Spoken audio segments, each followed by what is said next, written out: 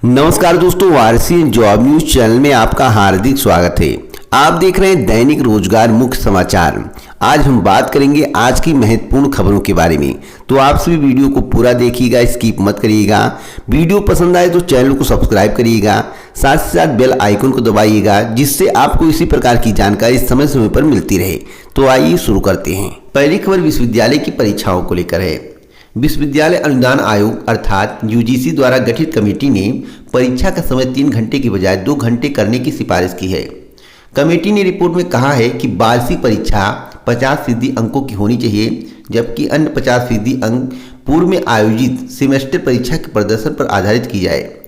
इसके अलावा अकादमिक सत्र 2020-21 में 40% पाठ्यक्रम ऑनलाइन मोड से करवाने का भी सुझाव दिया है। रिपोर्ट के मुताबिक 16 मई 2020 से 31 मई 2020 तक ऑनलाइन मोड में प्रोजेक्ट वर्क पूरा किया जाए। तो अब देखना होगा कि इस सुझाव पर यूजीसी के द्वारा क्या निर्णय लिया जाता है। फिलहाल अभी तक कोई निर्णय नहीं हुआ है, संभावना है कि जल्द ही निर्णय हो जाएगा। परीक्षा की कॉपियों के मूल्यांकन को लेकर है। वार्षिक परीक्षा की कॉपियों का मूल्यांकन अभी तक शुरू नहीं हो पाया है।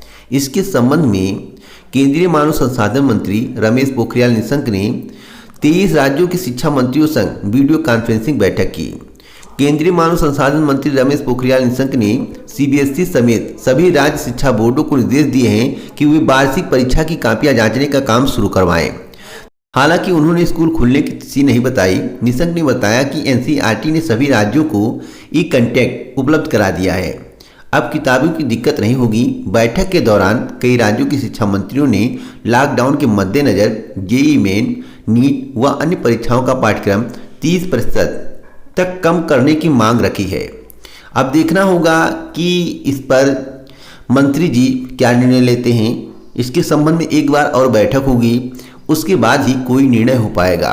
तो आप भी इंतजार करें, जानकारी मिलेगी तो इस चैनल के माध्यम से आपको अवगत कराया जाएगा। तीसरी खबर उत्तर प्रदेश अधीनस्थ सेवा चयन आयोग की ग्राम पंचायत अधिकारी भर्ती 2015 के वेटिंग लिस्ट को लेकर है, जिस पर हाईकोर्ट ने बड़ा फैसला सुनाया है।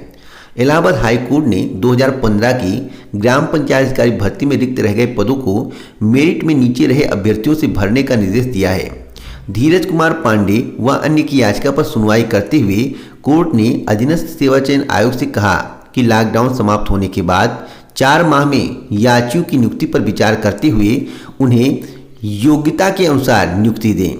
यह आदेश जस्टिस अश्विनी कुमार मिश्र ने दिया है। याचिका के अधिवक्ता मुजीब अहमद सिद्दीकी का कहना है कि याचिका ग्राम पंचायत अधिकारी भर्ती 2015 की लिखित परीक्षा व साक्षात्कार में शामिल हुए, लेकिन न्यूनतम कट ऑफ मार्क्स से कुछ कम अंक मिलने के कारण उनकी नियुक्ति नहीं हो सकी थी।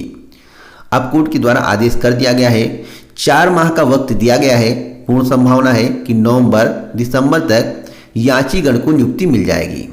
याचिका के अधिवक्ता मुजीब अहमद सिद्दीकी का कहना है कि याचिका ग्राम पंचायत अधिकारी भर्ती 2015 की लिखित परीक्षा व साक्षात्कार में शामिल हुए, लेकिन न्यूनतम कट ऑफ मार्क्स से कुछ कम अंक मिलने के कारण उनकी नियुक्ति नहीं हो सकी थी।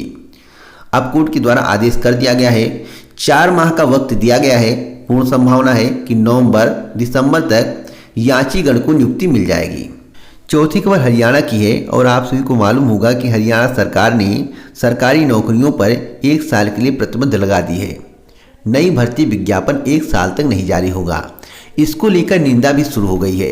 हरियाणा सरकार की कर्मचारियों के महंगाई भत्ते, अवकाश यात्रा छूट और नई भर्ती पर 1 साल तक रोक लगाए जाने के कारण हरियाणा संयुक्त कर्मचारी संघ ने निंदा की है।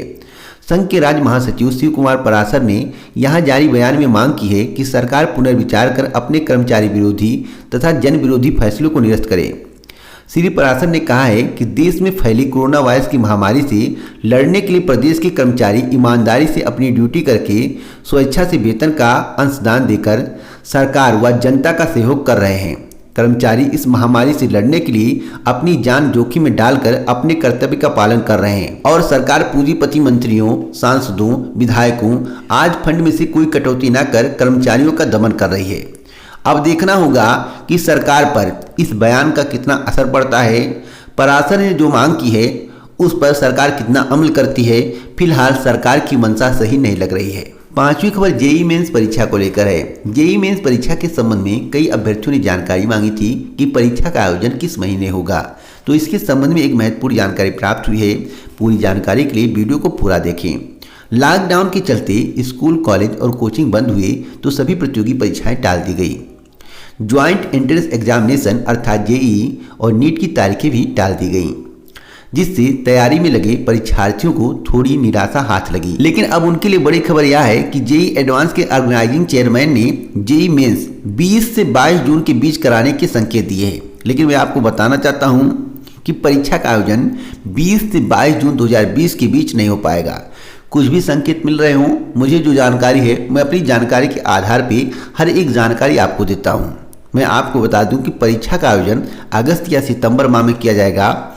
20 से 22 जून को मानकर आप तैयारी करिए। छठवीं खबर उत्तर प्रदेश लोक सेवा आयोग की है, जो कि एक अहम खबर है, जिसके संबंध में 20 दिन पहले ही मेरे द्वारा आप सभी को जानकारी दी गई थी, जैसा कि आप अपने स्क्रीन पर स्क्रीनशॉट देख रहे हैं। उत्तर प्रदेश लोक सेवा आयोग की वार्षिक भर्ती परीक्षा कैलेंडर में मई और जून में पी से प्री 2020 सहित 4 बड़ी भर्ती परीक्षाएं प्रस्तावित की गई हैं।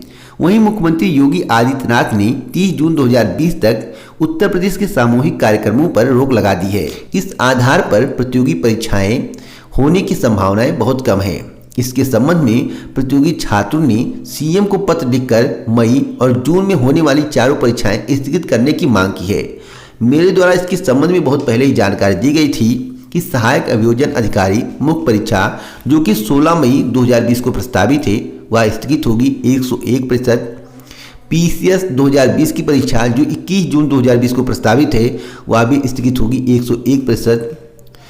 एई परीक्षा जो 7 जून 2020 को प्रस्तावित है, वह भी स्थगित होगी 101%। साथ ही साथ उद्योग विभाग की सहायक प्रबंधन गैर तकनीकी स्क्रीनिंग 2016 की परीक्षा जो कि 30 जून 2020 को प्रस्तावित है, वह भी स्थगित होगी 101%। तो आप सभी अपने स्क्रीन पर स्क्रीनशॉट देख रहे हैं, कितने दिनों पहले मेरे द्वारा आप सभी को बताया गया था। लगभग 15 से 20 दिन पहले ही आपको बता दिया गया था कि परीक्षा स्थगित होगी, इसमें दो राय नहीं है। लेकिन आप सभी अपनी तैयारी बनाए रखें।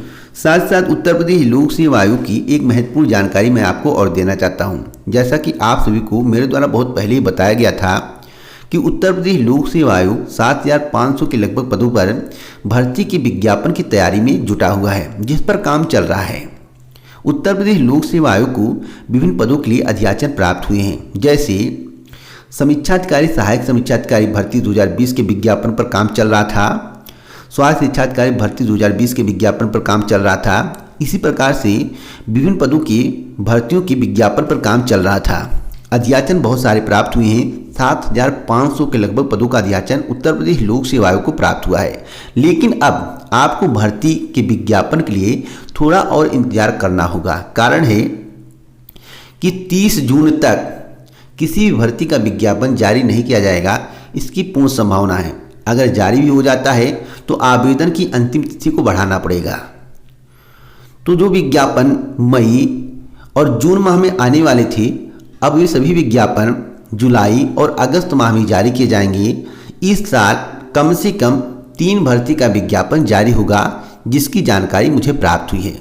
स्वास्थ्य शिक्षाधिकारी हो सकता है कि समीक्षाधिकारी और सहायक समीक्षाधिकारी भर्ती का विज्ञापन अक्टूबर-नवंबर तक जारी कर दिया जाए, इसकी पूर्ण संभावना है। तो आप सभी धैर्य बनाए रखें। आगे कोई जानकारी होगी तो इस चैनल के माध्यम से आपको दी जाएगी।